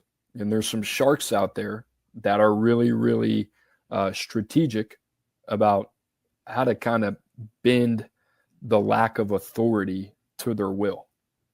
So, and I think 98% of programs out there want a little bit of structure because they want to know the rules and the boundaries of, the lane that they can swim in, to say, so we'll see. I think it's going to change it in a big way, but I don't know. We'll see if it happens because, for the players out there, I would argue if I'm a player, I would never want this to end.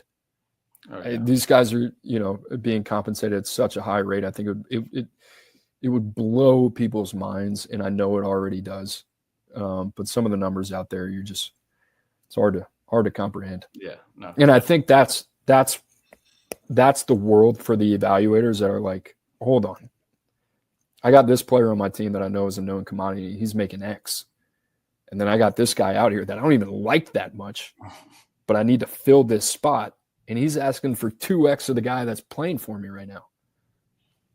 And that's for a rational mind, that's really hard to comprehend. No doubt. I wanted to give you a chance to kind of explain something too, because I saw it was running wild after the Jackson Cantwell stuff, and Georgia fans were quote carding it and everything. And I think there's some context that needs to be added to it. But I think you said, and I don't know if it was on the 105 or on one of the Ultimate College Football episodes, but you said, I think Georgia's having some difficulty navigating the NIL space. What context needs to be added to what you were getting across there? I'll say what I said. Like I should have given more context before I just to give your listeners some context. I said that before I picked Georgia over 9.5 wins for the season.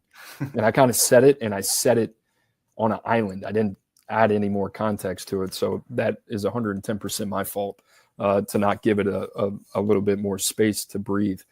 Essentially, I think what I'm saying is you're looking at Georgia, you look at their defensive line. They got to go out and they got to get Josh Horton. They got to go out and they got to get Zion Branch. They got to get Adrian Maddox. They got to go out. They got to get Josh McCray. These are positions typically that Georgia has no issue building that are very deep positions. And you can make the argument that they haven't had the guy at running back. And, hopefully that's Nate Frazier. And then it was DeJohn Edwards last year. And they got to get better there. I completely agree with you. But they had a number of able bodies that I think a lot of teams would have liked.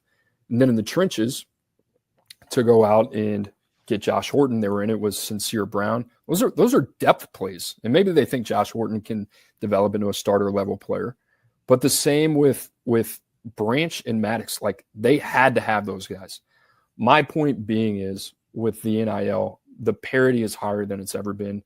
And Georgia used to be the team that could just stockpile talent. and it's not just Georgia. It's the Alabamas of the world and the Ohio States. It's year to year where there's going to be different holes on your team that you're going to have to Band-Aid or you're going to have to plug. The point I was making was that's not something Kirby Smart in the traditional world ever had to worry about. Right. Yeah, you didn't have to worry about Texas coming in and swooping Justice Terry. You didn't have to worry about Jackson Cantwell getting swiped by Miami. All things even, those things aren't happening. But they are, and that's a reality. And now you got to go plug that at different places. And you look at the tackle market for what Georgia wants to do on the high school side, and that's where they want to build it. Like, who outside of Cantwell and Osenda fits that tier of player that they're looking for at the tackle spot? That's my point. And I'm not saying that they're struggling financially. I'm saying that this is a competitive world now where things are a little bit more even across the board. And there's going to be 1, 2, 3, 4 guys that are going to get swiped. And now they're going to have to pivot and they're going to have to problem solve. And before this era, there was none of that. There was just first round pick after first round pick after first round pick. And they're still going to have those guys, and they're going to be fine. And they're going to be one of the top 4 most talented teams in the country every single year because their head coach is an absolute assassin. But doesn't mean they don't have problems. And that was my point. Well, and I think that anybody that listens to that context and doesn't just read the quote card would sit here and 100% agree with you on that. Yeah, shout out to the quote card guy. Hey, if you're trying to drum up interest, man, good job. all of a sudden, I'm just looking at my phone and saying, I'm like, what the hell is this guy talking about? I didn't even know when I said that. But, you got to do what you got to do. Do you think this is a hot button issue at Georgia? Do you think Georgia needs a general manager? No, I got a good one. And I'm not saying that because he's my buddy. I'm just saying that because he's good at what he does, and he works his tail off. He's one of the most detail-oriented people I know, and he's a killer too. Mm-hmm. And, I just think it's more of a perception game. I've heard that narrative before. That's been brought up by Smoke Dixon on our own network. And, what I could say is, that doesn't mean that things can't improve, right? I think year to year, you're always looking at your infrastructure and what you're doing, how you can adapt and how you get better. And I think every program does that. I think Kirby Smart does that. And I think, you owe it to yourself in this competitive world to take stock of, are we doing the things that we need to do? And I think Will Myers is one of the best that I've ever worked with. And, I say, and I've worked with him close enough, but, you look at the recruiting and the job that they're doing. I think they're fine. I think it's more a couple tweaks here, a couple tweaks there. And I think if it was anybody in that position that was transitioning from the prior era of college football to the one that we're in now, you would see the same result for Georgia, right? I think it's more of, all right, we've kind of taken some licks a little bit. How do we adapt and how do we continue to keep Georgia ahead of the pack? For sure. And I appreciate you saying that. We've talked about that a lot on this show as well. And I've heard the narrative out there around it. And like, to your point, we've talked about Will Myers a bunch on this show. We've talked about people on his team, like James Ellis, like they have a good group. And I think people get too caught up in the title game sometimes and not the job responsibility. Well, it's all a title game, and that sometimes it's like, hey, we're going to go hire a GM just to say we have a GM. Yeah, right. Like, do you have a guy that's actually better than that guy in your building or externally? And I would, and that doesn't mean that they can't bring in somebody with NFL experience if that's what they're looking for. That doesn't mean that they can't bring in somebody that can help with the revenue share, that can help with the cap side. There's different ways to attack this thing, but from a personnel evaluation standpoint and what they're doing via high school and what they've done via the portal, there's nothing there to me that screams that, Georgia's fallen way behind. I think they've been pointed, especially in the transfer portal as well. So with the guys that they got now, they got to win. Sometimes sometimes as easy as, hey, we got to get this one position right, So, yeah, that's what I would say on that. So I was going to ask you, if you were the GM at Georgia, what would be the first thing you do, and why would it be asking Will Myers to go get you a cup of coffee? But I won't ask that. I won't ask that question. That's what I was going to ask. He'd slap that coffee right out of my hand. Yeah, well, first thing I would do, this might be a hot take. I'm really interested to see how the Gunnar Stockton experience goes. Yeah. And I like Gunnar Stockton, but for what Georgia is trying to accomplish, I think being able to bring more competition into that room and a veteran arm, I would have liked to see that. But I also understand if Kirby Smart and Mike Bobo saw enough out of him in a small sample set to say, let's ride with this guy. And obviously everything about him intangibly is A+ as well. So you got to take that into consideration as well, and how, his teammates view him in the locker room. And I know he's one of the most respected players in there. Cool. I did have one high school question, just because when I was talking with Ivans, I was like, what are some Georgia area expertise things that Cooper would be, enlightening on? And he mentioned Chase Linton's name, and he said that it was someone that you really championed last cycle. And, I've another friend of the program, I got to say, been on the show as well. What made you feel so strongly about him? And I should also say, he was a guy that got the developmental potential tag, I think, a lot when he was getting recruited. And I think a lot of people in Athens are already overly, pleased with what his first spring in Athens was like. But what was it about Chase that made you as bullish on him as you were? You want ascending players, right? We watch these guys from the time they're sophomores all the way to their seniors, all the way till they arrive in San Antonio or Orlando at the Navy All-American Bowl or the Under Armour game. And in Linton's, I guess, evaluation, when you look at him, and you looked at him when he was young and he was a pup and he had these long arms and long wingspan. He was kind of dangly, and you'd see some flashes of what he could be. And then he started to fill out his frame and he started to get his feet under him. And the coordination with every year got a little bit better and a little bit better and a little bit better. And then as a senior, light bulb just came on and you're like, whoa. And it wasn't light bulb like this guy's got it figured out. It was like light bulb, like this guy's scratching the surface, and he's going to put on a lot of weight, and he's going to go to a place where he's going to get developed, and he's got some natural things that you can't teach. He's long. He can bend. He's explosive. He's got some natural violence to him. And then his ability in space as a backside pursuit, run and chase type of player is pretty special. And he's one of those guys that's going to need a little bit of polish. They're going to probably have to slow him down a little bit, which they like. You'd rather slow him down than speed him up. But, he was one of those guys that I think personally, and Andrew would tell you this as well, I was ready to rocket him up into the top 32.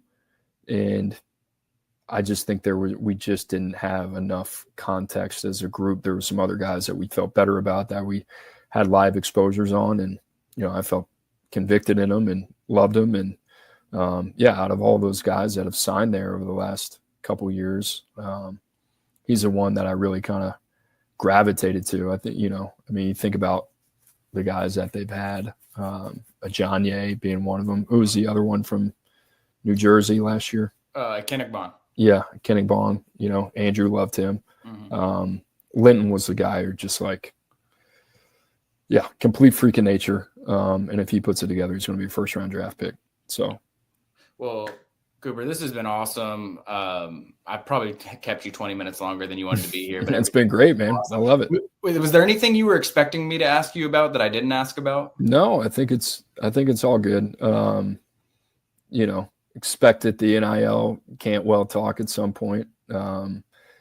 Very happy to talk Ella Mendoza. He's one of my favorites. And no, it's good. Hopefully I gave context kind of on the process and how we arrive at where we arrive with some of these rankings. And hopefully it was all good. No, this was fantastic. I should have asked this sooner, actually. How's the golf game these days? Not good, buddy. If any of you Nashvillians are out there and want to come hang with me at McCabe Golf Course, but you got to wear a helmet out there. It's a scary place.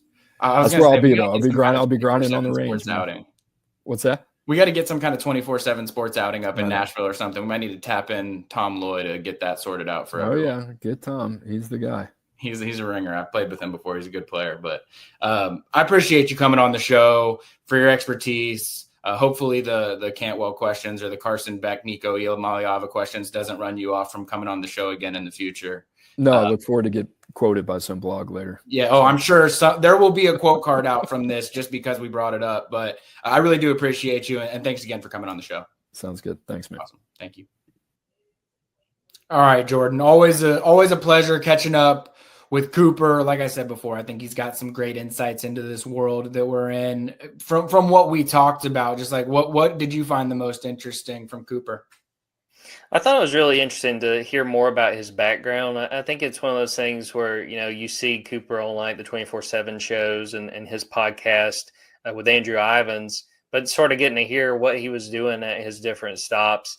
As a Falcons fan, he brought up Jimmy Lake, and I had to kind of, catch my breath. Not great 1 year stint as the Falcons defensive coordinator last year, but no, it was interesting on that front to hear him talk about like when they were looking at receivers they liked and honing in on what they wanted. And Cooper saying there's only a few guys that hit, basically our criteria. It's a little different than like if you're in the NFL and you're like, okay, we'll go sign those guys or we'll hope they're on our board. Well, you got to go convince those guys in college to come to your school. And you're saying you've got a very small pool of guys that you're looking at. I thought that was interesting. And then if I'm a Georgia fan, I think Cooper would have me fired up just on what he said about the transfers. Seemed to really like El Mendoza, good things on Josh McCray. I thought it was a great interview. I always enjoy listening to Cooper. And I think I'm going to make the 105 a new part of my rotation, his podcast with Andrew Ivins. Listened to it a little bit earlier this week. He had some really nice things to say about Zachariah Branch. So, I really enjoyed it, and I'm sure you did as well. I just love the way those guys think. And the same could be said for a lot of people that live in the personnel world, like the way that, and it's, probably the most fascinating thing to me from that conversation with Cooper was like when he was talking about, I think it was Trent McDuffie, when he was talking about when they were at Washington and he was trying to make the case for, he's 5'10" and a half, and if he was 5'11", it never would have been an issue. But because he's 5'10" and a half, he's not on certain other people's board, and he's having to sell him internally to other members of the Washington staff and those things like that. Like it's fascinating, really, the level of detail that these guys think about when it comes to all of these various players. And then also just the debates that are going on within these personnel departments over certain players. Like I think everyone thinks everything's so cut and dry. Oh, Georgia wants this guy. Every single person in that room feels as passionately about this guy. It's like, no, that's not necessarily the case. Like a lot of times, are there examples? Does everyone in the world think Elijah Griffin's the man? Yeah, everyone thinks Elijah Griffin's the man. But there's other examples of guys where Georgia had certain people in the building that advocated for players, and they did enough to be able to sell them to other members of the decision-making crew. And so, again, strongly encourage everyone to listen to that interview just because it was super insightful. And to your point, I wasn't going in thinking that I was going to ask a ton about all of the various transfers. I had the main ones, but then when he brought up Josh McCray, I mean, he seems very, very high on Josh McCray. And I think that I need to recalibrate how I'm thinking about how Josh McCray might fit into Georgia's plan this year, because I'll admit I was one of those people that was thinking of, big body, short yardage, goal line situation. But, I think I might need to reassess what his role might be able to be at Georgia. I did want to say when you were talking about those conversations about, hey, are we going to take this guy, and kind of making those decisions, I know that I could not do that job for many reasons. But my biggest thing would be if there was a guy I really liked and I get outvoted, you best believe if that guy goes and makes himself something that, I'm going to let everybody know, hey, remember I said, hey, let's pay attention to this guy? You know what? That's a question I need to ask Cooper or just other people that we have on the show that are in the personnel world. Is like, who is the guy that you advocated for, that you lost out in the debate for, that you were able to say, I told you so? Like the I told you so award. I'm sure, you want to sign that guy, but I'm sure it feels nice to be able to look at your coaching buddies and say, well, I was right about that one. All right. Before we get into some of the segments, I just want to give a what's next, what's coming up. We will have a show next week.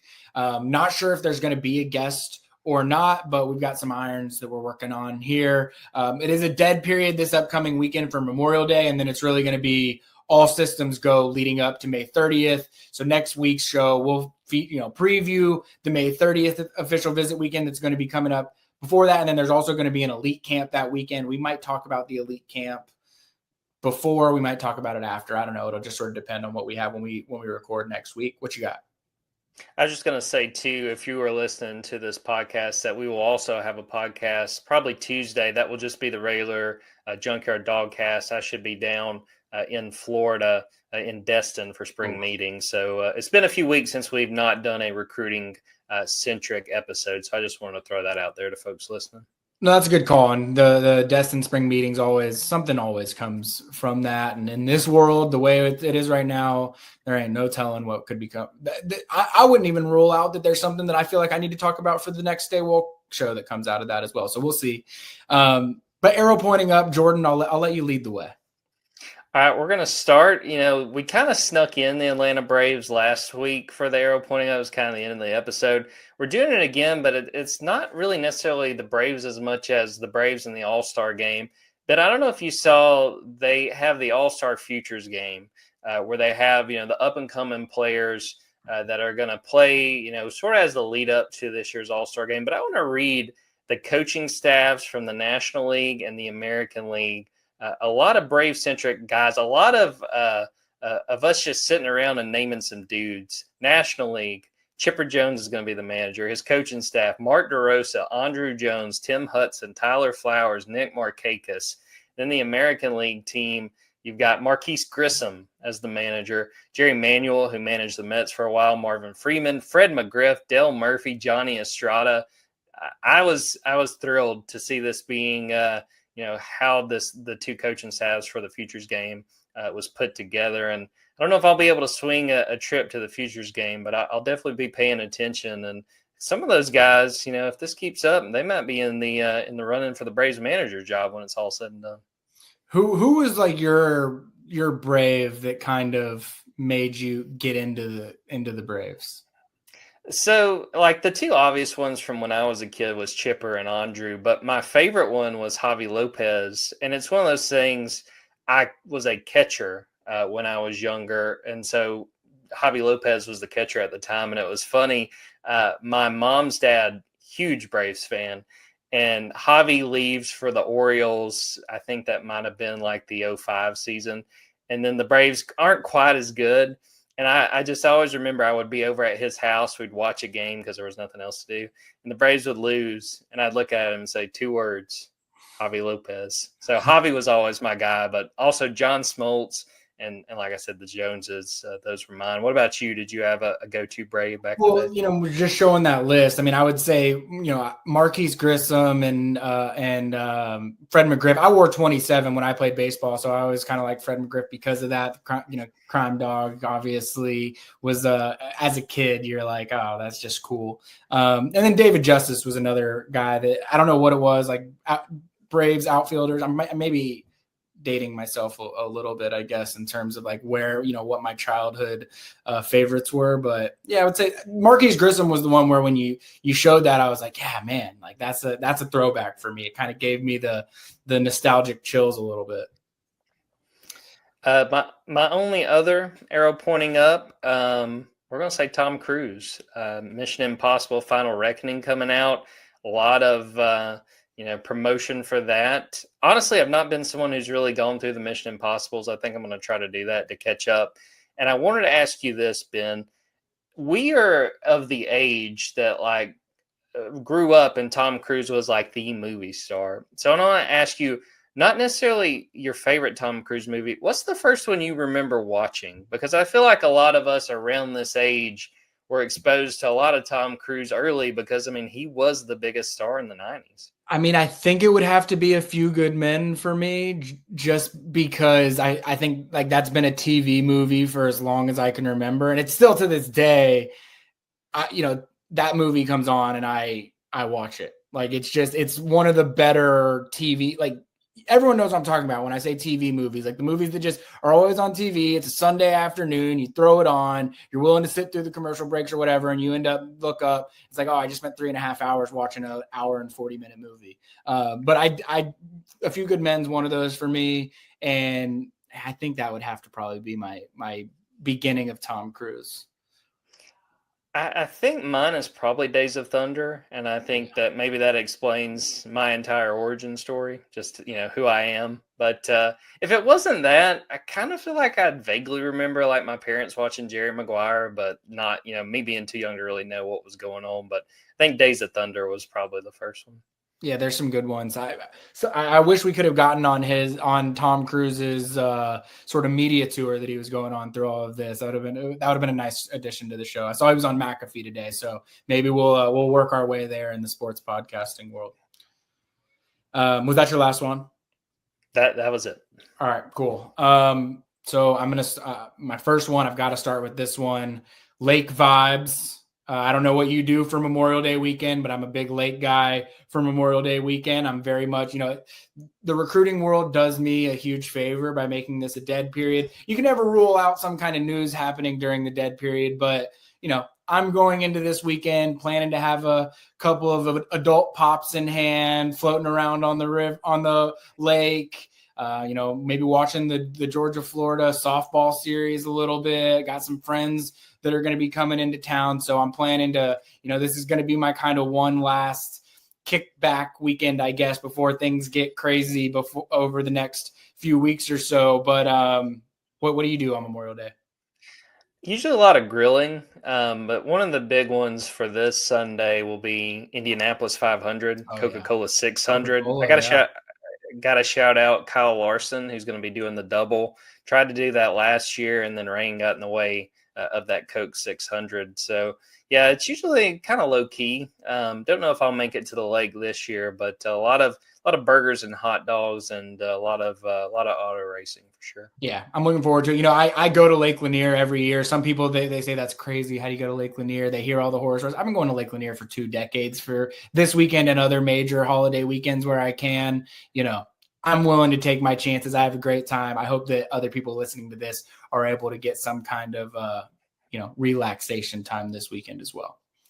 Your screen froze for just half a second while you were talking Lake Lanier, and it's haunted. I already knew it was, but that was enough to tell me I'm staying my ass away from it. For sure. But and most importantly, of course, shout out to the troops as well. Wouldn't be able to enjoy the weekends like these without them. So first and foremost. And then my only other one that I have, just a quick little update from a couple episodes ago. The arrow is now officially pointing up on my vision. I think that we might have 2 episodes left, I guess, probably, where I'm wearing glasses. Hope God willing. I probably shouldn't do this. I'm jinxing an eye surgery, but I am now on the calendar in June to get LASIK. And I'm looking forward to being able to see people without having to put these things on. No, I'm excited for you. I'm glad it's worked out. And man, that first episode, man, if you are listening to the podcast, the first episode when he gets back without wearing the glasses, just go to YouTube. Even if you don't watch the whole episode, you've got to take it in, a very special occasion for Mr. Ben Wolk. And if there's anybody that's listening to this that has had LASIK and would like to reach out with any words of advice or comfort, I am not the strongest mentally when it comes to anything eye related. So any words of encouragement or support, I would greatly appreciate. I have a lot of friends that have had it. I'm actually I'll shout them out. Wolfson Eye Center and around the Atlanta area. I went in and I was doing my consultation, and there's a, big Keith Brooking jersey on the wall because he's gotten LASIK from them as well. So I know that they have good clients. I know that I'm trusting what they're going to do. But that said, that doesn't mean that my, nerves aren't high going into it. So anybody that wants to tell me it's going to be all right, I'm looking for positive affirmation for sure. It's going to be all right, man. Okay. Thank you, Jordan. I know your experiences with it, so I can definitely, trust your call on that one. All right. Predict to commit. I'll give the quick refresher, and then I will let you make your decision on what you're going to do today. just going to do one. Just going to do one today. We'll take it easy. We're probably going to have a bunch throughout the summer that we're going to be predicting, so I don't want to overload us today. But your team, running back Derek Cooper, linebacker Tyler Atkinson, defensive lineman Carter Lucky, tight end Mark Bowman, defensive back Jordan Smith, ding, offensive lineman Jared Smith, outside linebacker Kamari Brooks, quarterback Jared Curtis, ding, probably the best win that there's going to be for anybody on either predicted commit team all cycle long. Defensive lineman PJ Dean, wide receiver Craig Dandridge, defensive lineman James Johnson, tight end Caden Prothrow, offensive lineman Desmond Green, and then from flip a commit last week, Ole Miss linebacker commit Isaiah Williams. I'll say this, I've gotten some feedback over the last week on a few of your guys.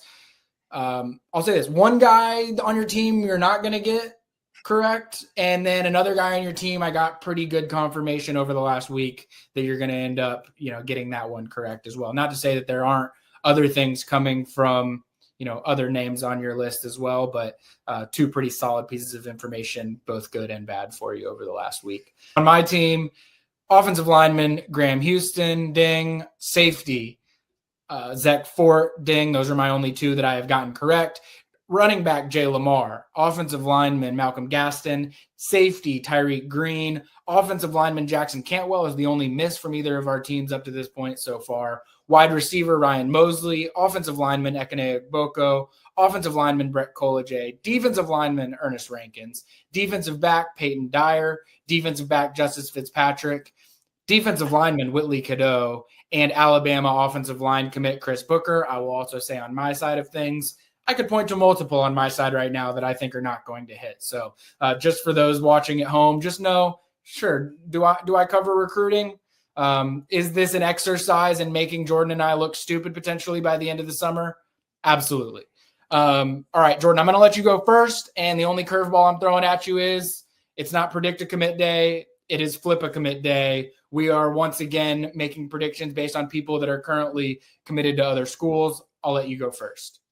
I was so scared you were going to do that, and I should have just interrupted you and made a pick. And I'm like, oh, you want to do something else? So, no. Well, I will say before I pull this pick up that I'm just kind of doing, since we were talking about the Braves earlier, I'm just shooting for a decent batting average, like it's a baseball. If I hit like 400 on our predict a commit / flip a commit, I'll be satisfied. But you let me go first, and I think where I'm going to go with this one. I'm going to go with Shadarius Tootle. I think that, the understanding that this thing's not done, again, he's an Auburn commit right now, and we know how these things will play out. But I really like what we heard, and Ben, you did a great job reporting on his visit to Georgia and sort of the buzz and the vibes coming off of that visit. And, it's one of those situations, I think, especially in the last few years, linebacker has been a really interesting battle between Georgia and Auburn. I'm trying to remember, Ben, refresh my memory. Who was the guy Auburn got? There was a guy Georgia really liked. I think that was a couple of last.